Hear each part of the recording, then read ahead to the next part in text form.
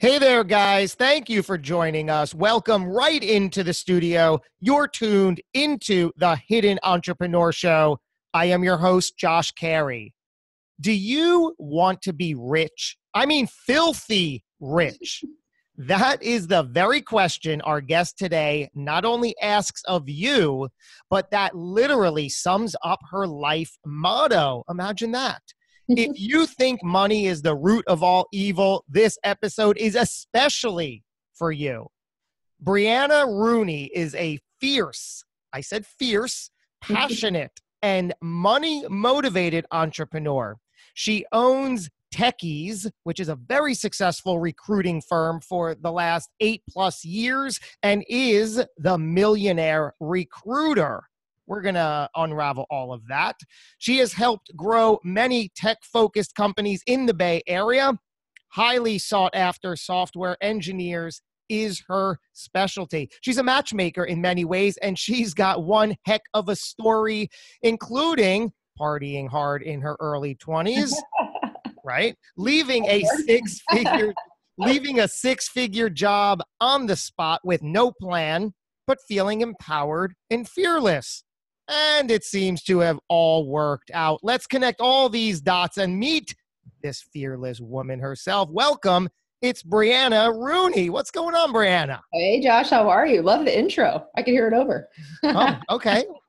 We will play it in loop then during the show.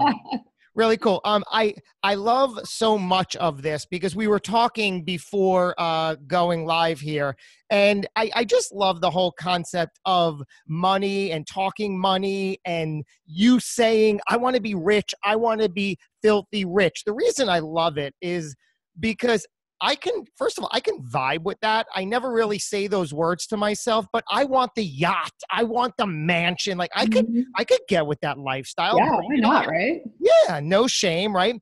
But I do know, and I am aware that so many people have just this stigma around money. What is that about? What are we working with here?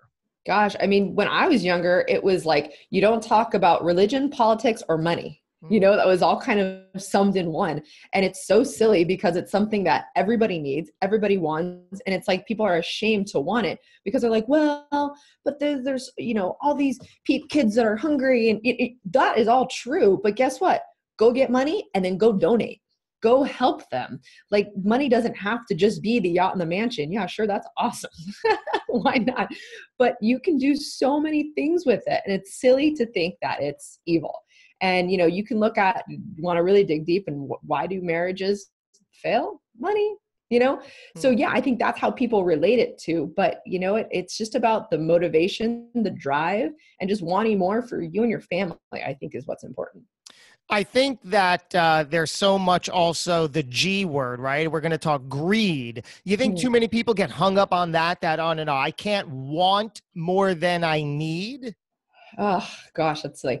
I think that it's silly to not want and to feel guilty about wanting is just, like I said, there's just so many things that you can do with it. Now, I do think making money is addicting. And I do see that how, there's a lot of people that steal, for example, that embezzle money that could have stopped millions and millions of dollars ago and that have kept going and kept going until they get caught. So I can see there's like that addictive personality, but you can be addicted to anything. So, I don't think that that's super evil. I just think it's how you use it and how it consumes your life. Because I think a work-life balance is very important and you have to put the family first. But, family needs money. Mm-hmm. And you're known as the millionaire recruiter. Tell me what that is.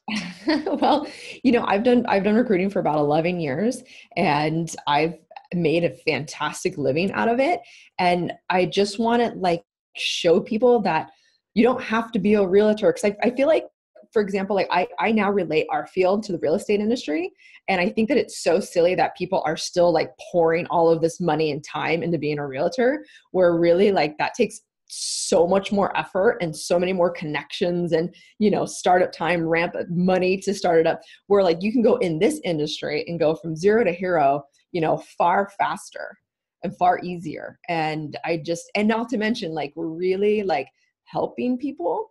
Whereas a realtor can say, oh yeah, well, I'm helping people too. I'm starting them their lives, or, whatever it is.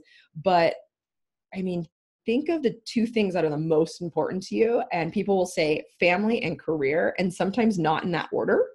So I feel like that's like a really like almighty kind of a power. It's really interesting.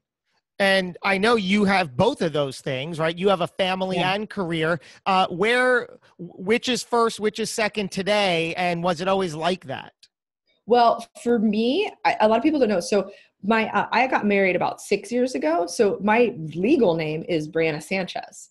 And I decided to never change it professionally because I wanted to keep two personas going on and to kind of mind trick myself into a work-life balance. So I'm Brianna Rooney at work, and I'm money motivated Brianna Rooney. And then I go home, pick up my kids, and I'm Brianna Sanchez, and I'm very family focused and oriented, and I put them first. So I turn off work, and then you can never turn off family, right? So that's why I always have my phone out. I'm not like rude and trying to like text and stuff when people are talking to me, but you always have to, be focused of that. So I would say that I am a mom first if I had to pick, of course, but I don't think you have to pick. I think you'd be great at both.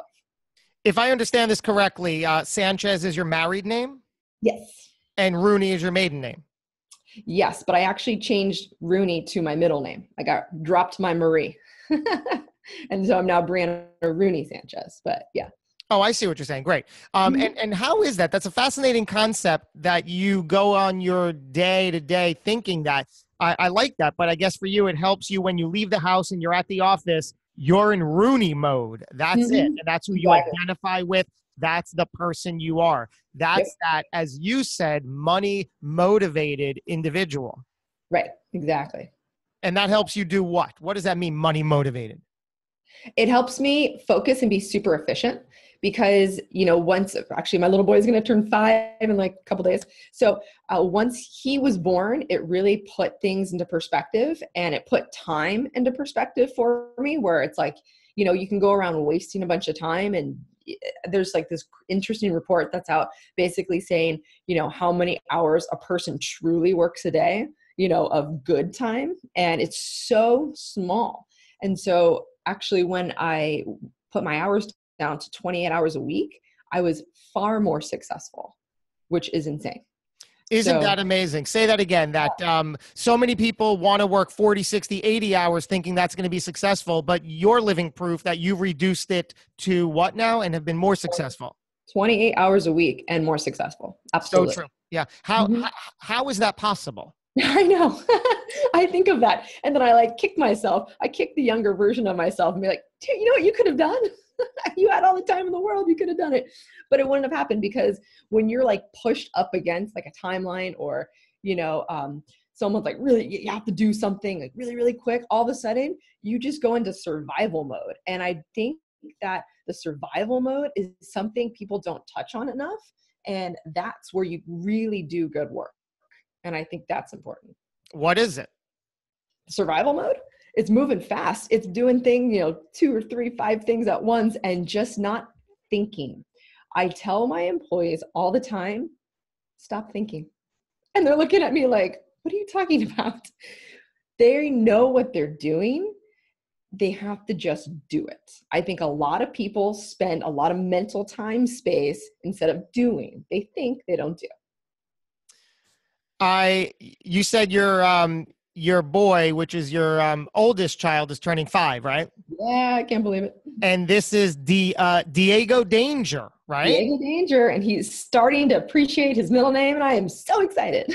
I have I also have 2 kids. My oldest is a 5-year-old daughter, and I have a 3-year-old son. So I'm right there. I love the age. I love everything about it. Tell me about the middle name, Danger.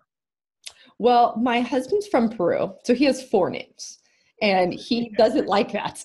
He goes, I don't understand why I have so many names, and I don't even understand the point of a middle name. And, so since we needed something that, for his first name, his name's Diego, so we need something that translated in Spanish. And then so I said, well, Luis, you don't care about the middle name at all. He's like, no, who cares? I said, so I can just do whatever I want. He's like, sure. I go, okay. well, danger. He's like, what? I go, we're setting him up for his entire life. That's like one of the best scenes in what's it called? Austin Powers. Austin Powers. I love it. So it actually is an Austin Powers reference? It is. It is. And I love it. Have you done any research? Does it exist anywhere? Does anybody legally have the middle name Danger? I actually don't know. That's a good question. I hope not. I hope. Well, I mean, even if there is, it's not a big meeting. I'll tell you that. There's going to be very few people in attendance there. It is. It is. I took a picture of his social security card. I'm like, see, it's real.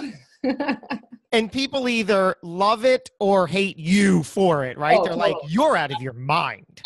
Absolutely. When I was having my second, we didn't find out the sex. And I was like, okay, if it's a boy, he has to be Danger too. I mean, he's going to hate us otherwise. And so Luis was fighting with me. And he's like, no, you have to give him a different name. I go, well, then it has to be Spectacular or Magnificent or something ridiculous. Right. It can't be Steve. No, exactly. I'm like, he would hate us. And so we ended up having a girl. And her middle name? Her name is Lima Ariel. Pretty. Yeah. Very, very pretty. Yeah. I was going to do something crazy, but then I ended up, my husband's from Lima, actually. And I was like, oh, I actually really like that because her name was going to be Ariel. And at the last second, boop, changed. So. Wow. You also identify yourself being fierce. What is that? How does that come out? Sometimes scary to people. I try not to be scary. No, I'm just very like passionate, and I'm very like, I have like this little like tiger inside me that just wants to come out and just,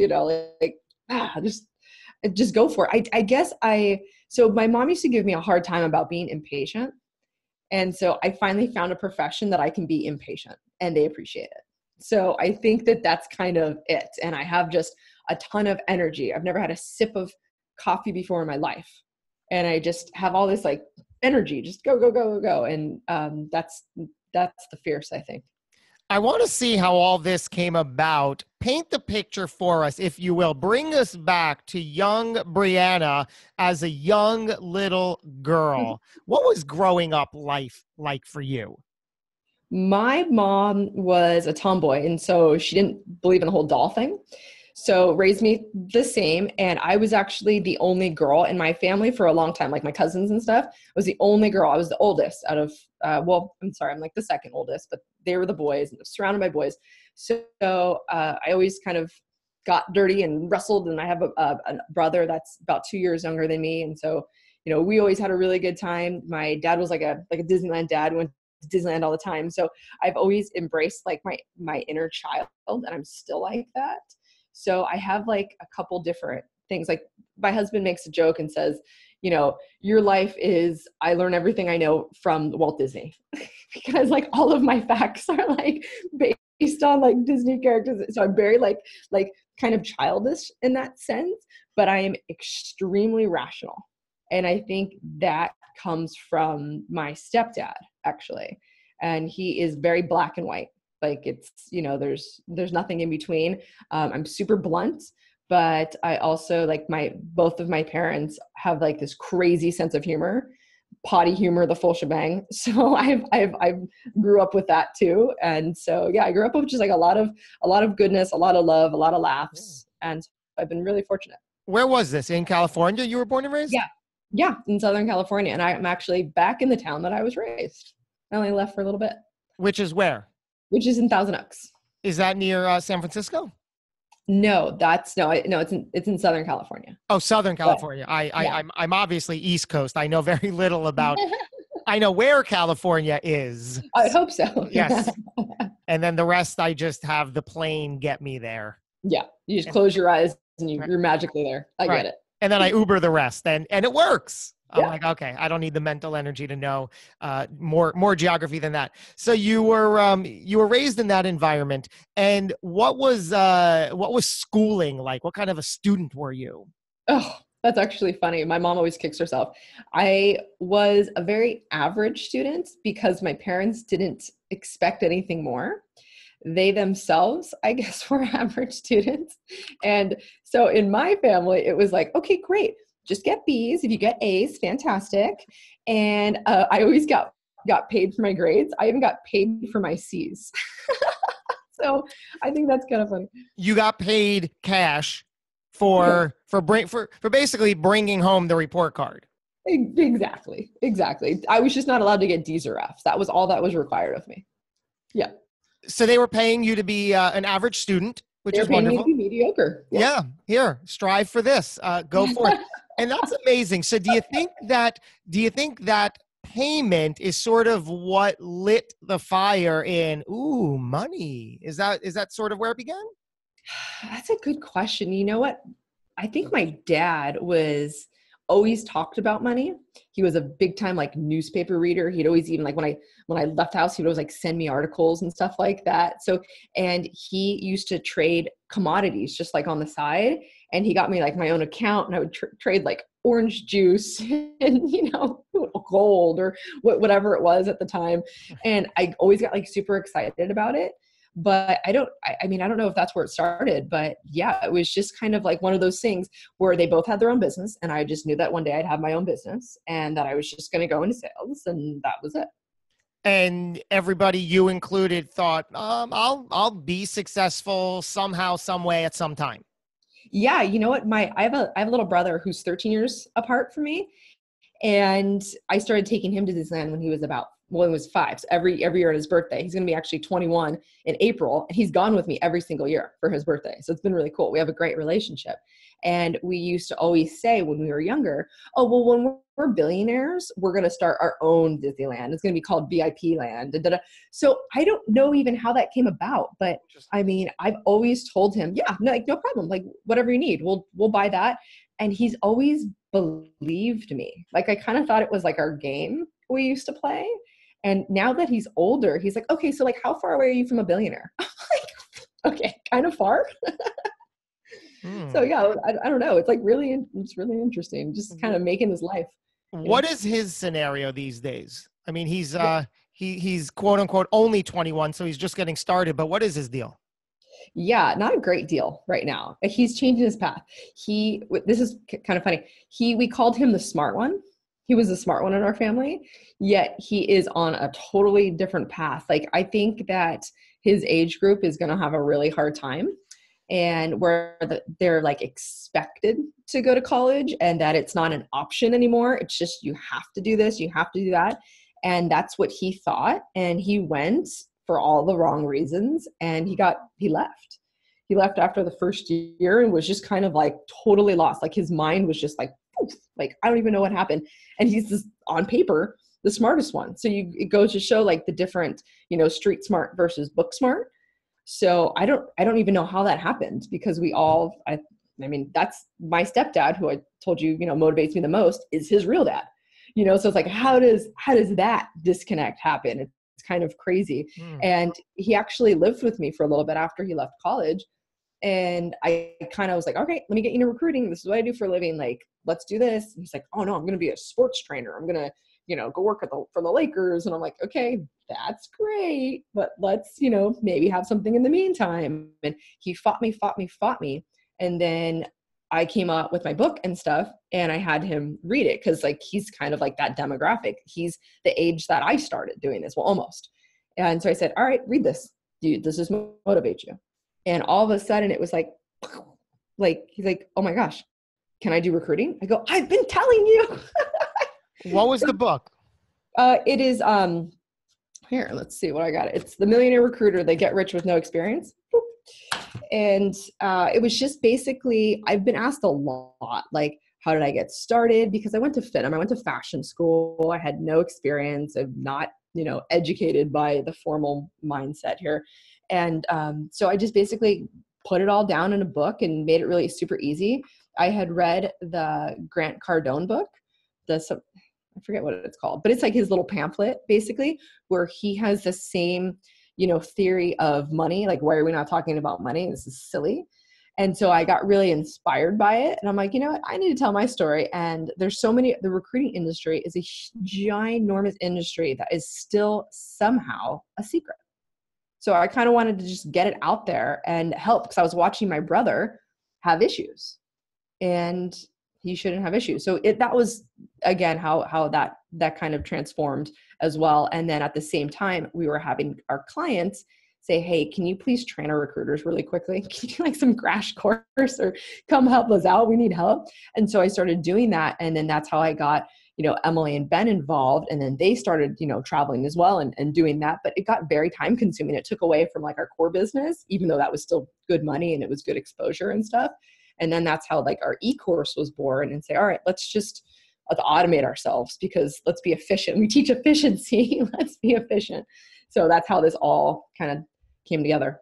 So backtracking a little bit, you college aged, you were looking to be some fashion designer, and that's what you went to school for.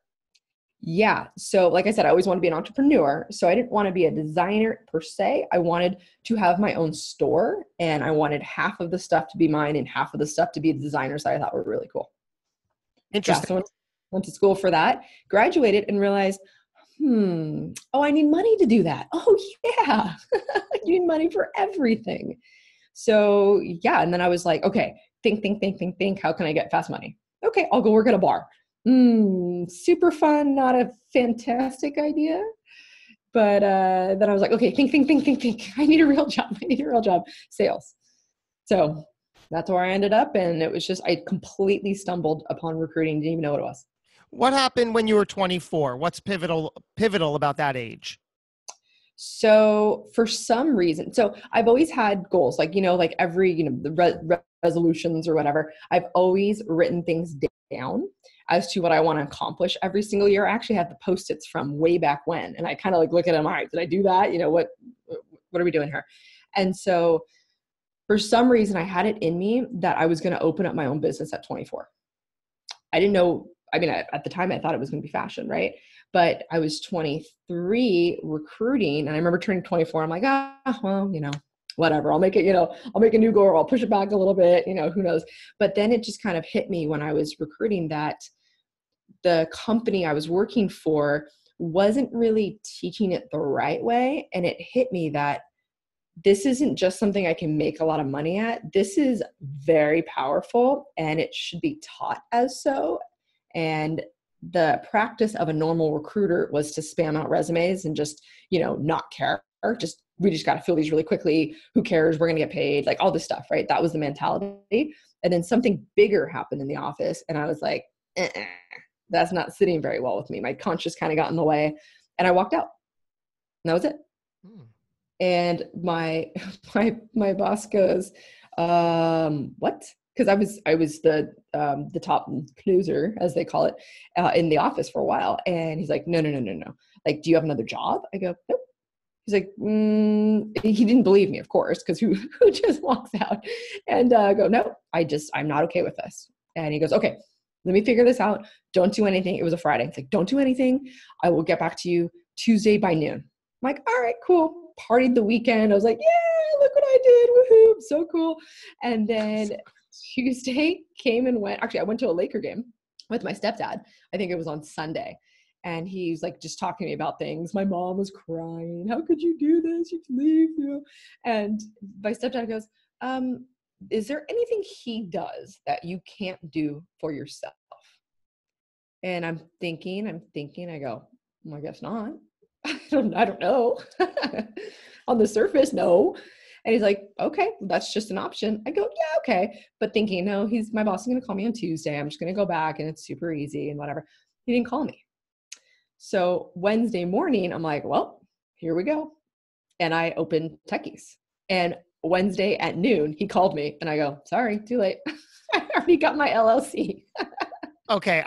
I love this so much. I want to unravel some of this and just reiterate some of it. So that Friday, something clicked into the workings that you were involved in with the spamming of the resumes and just the energy and the vibe and the practices of that company. And you're like, I just can't get with this anymore. I'm going to go. Yeah. Having no real future, no real path. You leave, your boss says, whoa, go have the weekend. I'm going to call you Tuesday. You said, fine. Secretly, if I understood you correctly, you assumed in the back of your mind, he'll call you by Tuesday. You'll work something out and you'll come back and that'll be that. Totally. Yeah. He didn't. Mm-hmm. The idea was planted that, hey, is there anything he's doing that you can't do? It was planted. He did not call by Tuesday. And by Wednesday, you were up and running with Techees. It's just amazing how life operates like that. Absolutely. Consistently. The one thing your stepdad said to you, the fact that your old boss or your then boss didn't call in the time frame he set for whatever reason. It's just like, isn't life miraculous like that? It's super interesting. And I'm a big believer in luck. And I actually researched it to be like, because everyone's like, luck's not real, you know? And I'm like, I don't know. We here at work, we do what's called the learning rainbow. Like every Thursday, not every Thursday anymore, but like maybe like once a month, where someone can bring whatever topic they want and teach the class. And so I wanted to research luck, and I did. And there's ginormous studies about it. It's super interesting. And luck is really like, there's all of these opportunities in life, and the person that is optimistic and therefore think lucky, they just take them and they don't wait. Like I was talking about, don't think. Like I don't think too often. I do. And I just always go, what's the worst thing that can happen? If I fall straight on my face, I fall straight on my face. Like, so what? I can always get back up. So yeah, life is super interesting. What have you learned about luck? Because I've heard the typical definition that luck is preparation and timing and that sort of a thing. That there's no such thing as luck. It's all. So where do you stand? So there is, first of all, I'm like very like smile focused. I think that no matter how you feel, if you smile, you're not only making other people feel good, but you're feeling good. And it's like, goes back and forth. But so there was one study in particular that really caught my eye. And I can't remember the exact details of it, but let's just say they had 50 people and they have this booklet. And they first ask, okay, who thinks they're lucky? Who thinks they aren't? And the class was split, let's just say 25, right? And they go through and they say, okay, we want you to tell me how many times the word lucky comes in this book. Count it out. And they go, okay, but you only have 1 minute to do it. And if you get it right, we'll give you, let's say $100. Okay, great. So people are like frantically looking. Well, the lucky people pick up on signals. And inside this book, there was something that just said, there's lucky in here 62 times. Just go to the end. And the person that is optimistic and believes in whatever just closes the book and they're done. They get their $100. And the people who are like frantically going through and they're trying to count and they're doubting themselves. That's a big thing. They're doubting themselves and they lose it. And then it shows the study continues going on that same theory, but each time they up the amount of money they're going to give away. And that's how people trickle away, because all of a sudden it's becoming more and more serious. Therefore, they're clouding their minds with the optimistic that they were in the beginning. So when you have nothing to lose, it's like easier. But then as you have more things to lose, it's like, people shut down. So that was really interesting. And there's also this other in that same story. There was this person that was in New York and just kind of like out of his luck and or had like this diamond. I think he had a diamond store and wanted to know what to do, where to take it. He was super stressed all the time. He's walking down and he thinks he sees Warren Buffett. And he's like, oh my God, like this is a moment. I literally was just asking myself what to do. There's no one better to ask than Warren Buffett himself. He's right here. I have to ask him what to do with my business. I just have to. And someone that is optimistic and lucky, considers himself lucky, just goes for it. So he just goes up to him, starts telling him about his business, his problems, all that stuff. Long story short, Warren Buffett buys his business and he's the most popular diamond store in the United States. But I can't think of the name of it. But yeah, that's life. And that's taking that opportunity and just running with it and just doing whatever you feel like. I think that's really interesting. Yeah, I'm fascinated by all facets of life in that regard, that, it's all there. It's just, what are you seeing to embrace and to indulge with? I started the top of the show talking about what you call your life motto. I will be rich. I will be filthy rich. Tell me all about that, please. Yeah, I came up with this motto actually very, very recent, maybe like a year and a half ago. I don't even know what hit me, but it's just like, I just need that extra push. And last year hit and I'm like, you know what? I just need to really shake it up. Like whenever I get comfortable, I don't do as good at work. In any facet of my life. So I always need to make myself uncomfortable. And I think that's where I really strive. And so this will be quick. I despise running. I think it's silly that people run. I love exercising, but I hate running. And I always laugh when I see people run. I'm like, oh God, what torture. So I've never really ran over a mile. I've probably run a mile like a couple times. Well, I decide, you know what? I'm going to do a marathon. What is the one thing in the entire universe people would never believe that I would do? A marathon. So I call up my husband and I say, hey, you want to do a marathon with me? He's like, no. What are you talking about? You don't run. No, we're not doing that. I go, okay, well, I'm going to do it. He's like, oh my God, sign me up then, whatever. And I go, and I'm not going to train. He's like, what do you mean you're not going to train? I go, I would like to prove that mind over matter wins every time. He's like, you are crazy.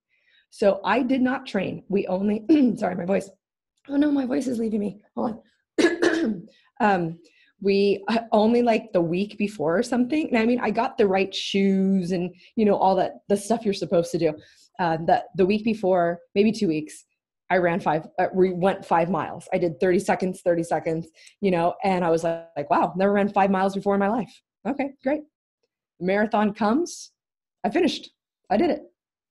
And that was like one of those moments. And so that's when I had come up with, I will be rich, filthy rich. And for whatever reason, when I say that to myself, there's like this little soldier inside that goes, it just keeps running and running and running. And at like most hardest times of my life, regardless of the situation, whether it's personal or professional, I say that over and over again, and it just gets my focus back. It's just, I don't know. It's powerful for me. I think everyone should have their life motto regardless of what theirs is, but it just needs to, kind of hold you together. And that's what did it for me. So that's what I repeat all the time. There's a theme I'm noticing a couple of times here, and it came up earlier with the dialogue between you and your younger brother. With when we are billionaires, we're going to have our own Disneyland. So there's something to be said, correct me if I'm wrong, in the thinking and growing rich aspect of life. You subscribe to that theory. Absolutely. You have to just say that this is what's going to happen. I am going to do this. Not that, oh, I want to finish a marathon. No, I am going to finish this marathon. Nobody thought I could at all, which I actually love. I love proving people wrong. But yeah, that's just like a small, like example of how truly powerful you are if you just allow yourself. I think that's important. Why is there such a taboo around the dialogue of money? We were talking about this earlier before we went on the air. Tell me about your thoughts. I think that people, well, with money, gosh, money is, I love money. Money is interesting because it's like asking someone what they make is so insulting, and it's like, well, I don't understand. I have to ask someone what they make all day, every day. It's I think relevant to their next job. Now, it's not like a lot of people are like, well, I'm getting underpaid. That's fine. What are you making? What are we talking here? Let me help work with you. Let me figure it out if you are underpaid, or maybe you're just not as great at your job as you are. So, I mean, that's a whole other tangent that I can go into. And in the beautiful state of California, they have now decided to put a stop to companies are no longer allowed to ask people their salary. So that's a whole interesting thing that I don't agree with, but it is what it is. And, but as far as money and, even like my best friend, just a couple years ago, she would finally tell me what she made. And it was like this weird thing that she couldn't talk about. But then when she needed my help negotiating for a new job recently, she was like, I go, what are you making? well, like six figures. What, like 700,000 or 100,000? Yeah, it's a Like, big range. like, come on, and not to mention, it's like, I've known her almost my entire life, and she felt weird talking about it. That's how big of a taboo it is. And I am so happy that Visa is doing this giant advertisement about saying, hey, let's talk about money. Let's get it out there. What do you need? What are you making? Everyone, there's all these things happening all over the country with, the minimum wage is going up, especially in California. We have a restaurant, and so my husband has to deal with that, big time. That's really hard. But it's like, if we don't talk about these things and get it out there, then all of a sudden people are, going into any restaurant for that matter. And, oh my gosh, look how much it is for this sandwich. Well, guess what? Minimum wage went up. Therefore, this went up and that went up. And then, so it's like, if we're like not talking about those things, people get really like all worked up and upset about it. And it's like, why are we upset about it? If you would just get your feelings and thoughts out there, then it's not an issue. You only make it an issue if you don't talk about it. As a recruiter, it seems like you're on the front lines to perhaps best answer this question. Do you find that part of this is a self-worth issue? Absolutely. There are so many people that don't feel worthy, that eat themselves up inside. And if you are not your biggest cheerleader, you are going to have so many issues in life in general. And it's definitely, salary will be one of them. Do you have any idea how we can overcome that? If somebody is aware that, hey, I'm cutting myself short because I have self-worth issues or esteem issues. Yeah. So, I mean, the only best thing is you have to fake it till you make it. You have to keep telling yourself that until you believe it. Like, I just completed a Tough Mudder, which I was super scared about, more scared than the marathon. Have you heard of a Tough Mudder? Sort of. Tell me. It's kind of like a Spartan race, but Yeah. you're in the mud, you're doing these insane obstacles. Yeah. And a lot of upper body and stuff like that. And I was very scared to do it. I just did a few weeks ago. And I was like, okay, I have to wrap my mind over this, because if I go into this terrified, I will not finish. I will not be able to get over these obstacles that scare the bejesus out of me, And so I had to tell myself over and over again, I will do this Tough Mudder. I will complete this Tough Mudder. I will be fine doing this Tough Mudder. I mean, I'm not joking. I would say that like 25 times a day, especially when I was working out and like looking in the mirror, I'd say it. And I just couldn't get over the fear of doing this. And finally, 2 weeks before the Tough Mudder, I come into work and I'm like twirling around and I'm like, all right, I can do it. I'm going to do the Tough Mudder. And they're like, yeah, we know you're going to do it. I'm like, no, but I really know I'm going to do it. And it was so funny. Like my mind finally like agreed with me, but it took a long time. And I think that is true in so many aspects of life. Like your mind is your one barrier. It has to be your biggest cheerleader. And if you can't get it there, there's nothing you can do. Let's bring that to this topic of fear specifically. The Hidden Entrepreneur is all about how fear has kept me back for decades, and now I've been able to work to overcome that with specific habits and actions. For you personally, can you share with us a time where you were just confronted with a fear you knew existed and you could have gone one of two ways? Yeah. So I had a business partner for 7 years. So Techees has been in business for almost 10. And there's been times that I wanted to separate and buy him out and whatnot, many, many times, but I never did it. And I was fearful of a couple reasons, but I think the main one was I had felt that I was operating this on my own, or at least having the majority, load. And I was like, okay, well, once I do finally part ways, I'm really only doing it. So after that split, the split wasn't as scary. It was the aftermath of the split. And the way we did it was because we originally had this non-compete, which basically like, if I bought him out, he's not allowed to recruit for 2 years or open up his own recruiting company. And I waived the non-compete. And I said, go for it. And in fact, you can go right out there. We can have a meeting with our staff. We had 15 people at the time. You can have a meeting and you can convince whoever you'd like to go with you. And that was pretty crazy. I could have been really stupid. And it worked out in my favor, definitely. He only took one with him. Well, we had set, so he took two and I had my set two, and then the rest were to choose. And so, yeah, so that was awesome. And then after that though, like after that, I felt was a big win.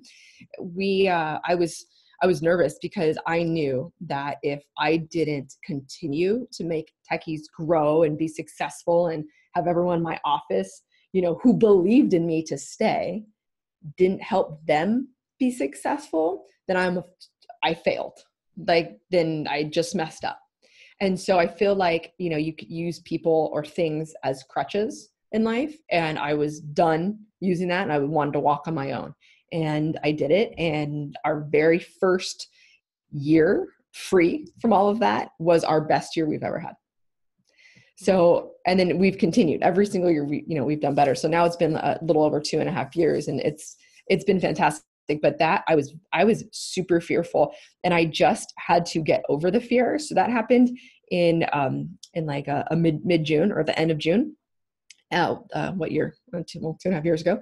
And we got through that 6 months, but it was wasn't somber, but it was like a different focus and the fun was sucked out of it a little bit. Cause in sales, I very much believe in, you play hard, you enjoy those highs because there's a lot of lows. And so the new year, with the new year, I redid the office. I brought in alcohol. Oops. I did all of these things to enhance and bring back really, I think the soul that was Techees and that I believe in. And after that, it was like, but it took me getting over my fear and my, I guess that I had like shackles almost. Like I felt like I really owed them something and that I had to prove it to them and myself and all these things. And I just got rid of that. The fear was not productive. The fear is never productive. Was there ever a time in your life or career when you were aware, or even looking back, that you were playing it small? Yes, absolutely. Yeah. I went through it this year. So there's been a few different directions I've wanted to go and things that I wanted to do within recruiting. I want to build my own database. So, there's lots of stuff, but I always felt that when I tried to add a different direction, that my own personal recruiting business went down. And it was at a point where I still very much recruit and I was always the leader. And I very much believe in being a manager that leads by example. And so I always got really hard on myself for that if I decided to take and grow the business and do other things and have a better end game, it would affect our day to day. And since we work on it, we work on commission, of course, we affect each other's commission because it's a team setting. And so I always felt that was affecting other people's livelihoods. So I would never go that direction. But then when the training started, the Millionaire Recruiter thing started, it all takes time and it's, time well spent, but it was a very difficult transition, I think, to just be like, all right, I'm going to do this and I'm going to take you all with me. And this is, you guys are leaders in this industry and I want it to be known. I think it's time. I love that. Looking back on your younger self, my goodness, have you come a long way? What advice would you give that person? My younger self? Oh, I would have put myself out there a long time ago. I lived by the fact. So for my first recruiting job, they were very much like, don't share your secrets. You're really good. You keep those in. And it was never about paying it forward. And I did not like that. And so that's completely changed. That was changed a long time ago. But even when it comes to like getting recommendations and stuff like that, it was a very secretive. Oh, you're not supposed to get recommendations, because once you have recommendations, recruiters can go on your LinkedIn and they'll see what companies you work with and like all this stuff. It was like this, like, I don't know why everything's a secret. And so I wish I would have put myself out there a long time ago, where it was like, it was kind of hidden, where, I mean, just like the industry itself is hidden. And I think that if I would have just said, hey, I'm Brianna Rooney, this is Techees, this is what we're all about, a long time ago, we would be totally different. And now the last year and a half or so, I've finally said, look, here's our secrets. Doesn't have to be a secret. You guys can do a good job too. There's plenty of business in the industry, and it needs to be known that we're the best at it. You want to learn from us? Great. There you go. Absolutely spectacular. Do you believe that everything happens for a reason? Absolutely. That was easy. Oh, check. Next. Anything to add? Yep. I am a giant believer in karma, and things happen for a reason. Absolutely. I'm a huge karma. All right. Very cool. Are you spiritual or religious in any ways? I grew up Catholic, went to a Catholic school for a bit until I was like in 6th grade or something. But I do not feel like I have found somewhere, a church or not, that truly accepts everyone, like really not judgmental at all. I have not found that. I have not found that and I feel like it should also be fun. I also believe that with funerals. I don't know why everyone wears black, and like, I don't understand that. I think we should be celebrating life and having a party, or doing the thing that person loved to do. I would sign up for that personally. I'd say, yes, I'll check that box. You have my permission to celebrate and do that. I know. You know what? By the way, that's a business.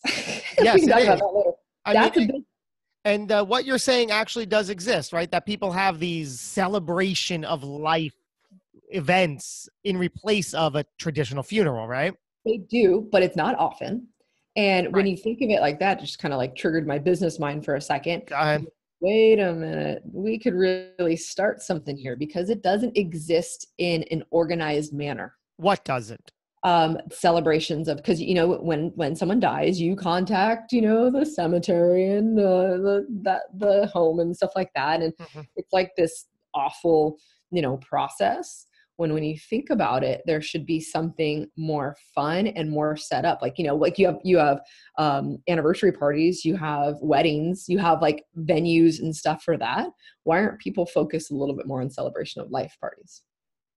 And you're saying the business that doesn't exist is a service entity that will help you organize and facilitate this. Yeah, exactly. And especially at one of the hardest times, it's hard to think, okay, I'm going to celebrate. So someone needs to help with that. And I think that that's actually an interesting job. Yeah. And this isn't to negate any of the grieving process. It's just the physical replacement of the funeral we're talking about. Right. And so, but actually this is interesting because it's happening today, but my husband is a chef and has the restaurant, and he does a lot of caterings, and actually he's at a funeral today doing a catering, and people call and just do whatever you want. Like they don't want to think about it. They have 100 people coming, it's happening within 3 days. But think about if there was a site to help you facilitate this, as the caterers, the decorations, but someone to help you with the pictures or whatever it is, right? Yeah. Like, whatever you want that celebration to be, if someone wanted to help facilitate that, I think that would be really amazing. Nobody wants to deal with that. And we need to, like we're identifying, okay, so we don't call them decorations. What do we call them? We need the industry vocabulary, meeting one, right? Okay. Yeah, exactly. I don't know. I think it's a great idea. Funny enough, my next question, what do you believe happens when it's all over, when our time here on Earth comes to an end? I think that I believe in reincarnation. I don't really know, but I always thought, so I had a godfather who passed, so I was very, very, very, very close with. He passed away when I was 7, and I actually remember him very well. And right before he passed away, because he had AIDS, he knew he was dying. I always wanted a cat, and my parents would refuse to get me a cat. There are no animals. No, they used to breed dogs, but they didn't want to do that anymore. So I begged and begged. And I remember being in the pool and my godfather coming down with a kitty, with a kitten. And he gave it to me before he passed. And I believed that he was in that cat. My cat lived for like 20, 21 years, was the coolest cat ever, was like a person. And I just believed that he lived through the cat. I don't know. Fine. That's amazing. I will leave you with this final question. Brianna Rooney, how would you like to be remembered? Oh, wow. I hope, okay, this is interesting. So whenever I read up on like fierce leaders and very, very, very successful people, they're always kind of a jerk. And I always have like this theory, like I need to be meaner. I need to be more stern and like really like I need to be confrontational. But I'm just, although I don't mind confrontation, I'm definitely different in that aspect where I hope people remember me as someone that pushed them to believe in themselves and pushed them to be a better person and more successful.